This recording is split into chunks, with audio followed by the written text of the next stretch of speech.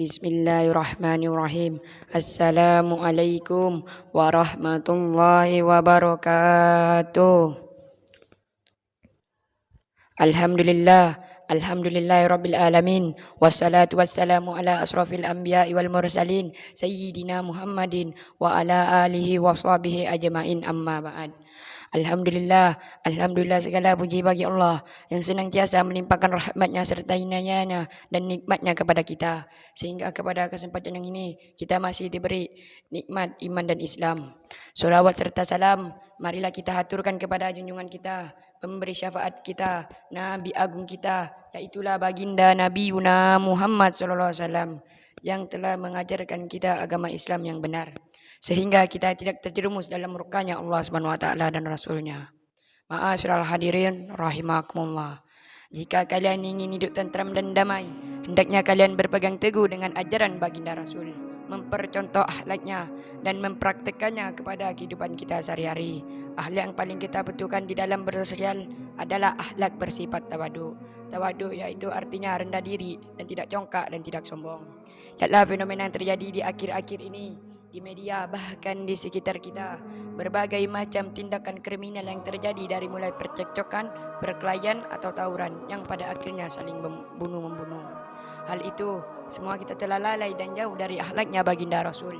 Kita lebih bangga meniru gaya orang kafir yang terlena mengibatkan kita congkak dan ingin selalu dan dihormati dan dipuji orang. Adakah Allah mencintai orang seperti itu? Demikian tidak. Bukankah Rasulullah SAW pernah bersabda, "Man tawaddu'a rafa'allahu wa man takbara wa ada'ahullah." Yang artinya, barang siapa yang rendah diri, maka Allah akan mengangkat derajatnya, dan barang siapa yang sombong, maka Allah akan merendahkan derajatnya. Ma'asyiral hadirin rahimakumullah.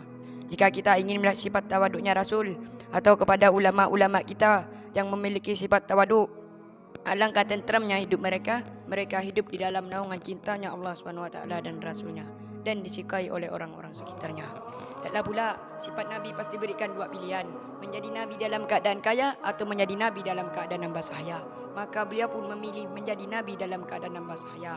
Lihatlah pula hadis yang diriwayatkan oleh Sayyidatuna Aisyah, apabila Nabi berada di rumahnya, maka Nabi mengerjakan pekerjaannya sendiri, seperti menjahit baju, menyapu rumah, memerah susu kambing, bahkan menyiapkan makanan minuman hewan pun beliau lakukan sendiri.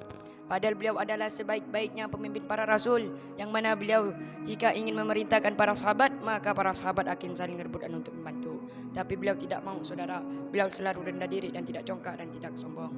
Selain sifat tawaduknya beliau juga selalu berbaur dengan semua kalangan, kaya atau miskin, muda atau tua, kecil atau besar.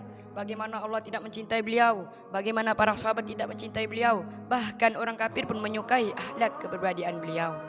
Ma'asyiral hadirin rahimakumullah. Oleh karena itu, untuk kita memiliki sifat tawaduk, hendaknya kita melatih diri kita yang telah disampaikan oleh Al-Imam Al-Ghazali di dalam kitabnya Fenomenal Ihya Ulumuddin, yang hendaknya kita selalu merasainya dan tahu diri kita hanyalah makhluk Allah yang sewaktu-waktunya dapat dilumpuhkan kekuatan dan kekayaan. Lihatlah, yang tadi orangnya kuat tiba-tiba lumpuh, stroke, bahkan meninggal. Lihatlah, yang tadinya kaya tiba-tiba kekayaannya sirna karena banjir atau musibah lainnya. Catatan yang orang rendah diri itu tidak akan pernah rugi. Lebih baik orang menyangka kita bodoh, sebenarnya kita pintar, daripada orang menyangka kita pintar, sebenarnya kita bodoh. Dan lebih baik orang menyangka kita miskin, sebenarnya kita kaya, daripada orang menyangka kita kaya, sebenarnya kita miskin. Dan lebih baik orang menyangka kita ahli maksiat, sebenarnya kita ahli ibadah, daripada orang menyangka kita ahli ibadah, sebenarnya kita ahli maksiat. Ikhwani rahimakumullah. Sebagai penutup drama ini, saya ingin mengutip sebuah nasihat yang telah disampaikan oleh guru besar kita, yaitu Habib Ahsan Barun untuk anaknya Habib Segap. Wahai Segap, jadikanlah selalu dari dirimu dari titik nol, yaitu bermaksud bahwa kita di dunia ini tidak pernah memilih jasa dan amal soleh maupun di sisi Allah ataupun di sisi manusia. Oleh karena itu, kita dapat melatih diri kita untuk bersifat tawadu. Semoga kita diberikan Allah orang berakhlakul karimah, akhlak yang dicintai oleh Rasulnya.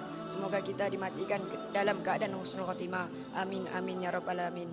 Hanya ini yang saya bisa sampaikan, kurang lebihnya mohon dimaafkan. Assalamualaikum warahmatullahi wabarakatuh.